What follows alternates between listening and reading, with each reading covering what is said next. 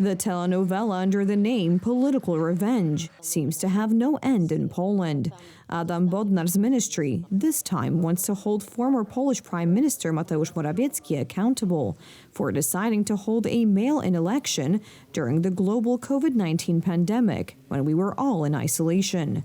Prosecutors concluded that the Prime Minister exceeded his powers because he was not authorized, did not have the authority under the laws in effect at the time to issue decisions instructing the Polish Post Office and the security printing works to take action and involve them in the electoral process.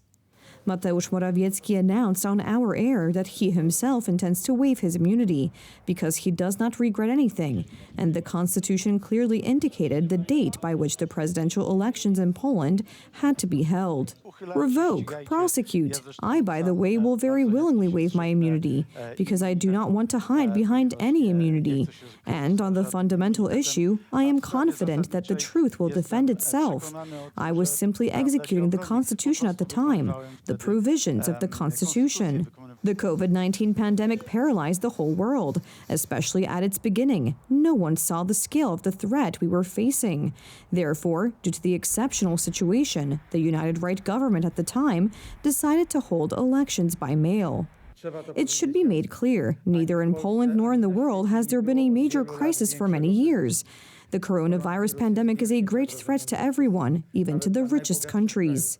In the end, as a result of the action of the opposition at the time, in order to swap the candidate who was losing heavily in the polls, the mail election was cancelled. I say this is such a relay race. We must win these elections, and I will be very proud if Rafał wins, and if I will play a part in his win, because first of all I dropped out of the May elections and led to a new opening. A political showdown to please the most radical voters is the basis of this political team's actions.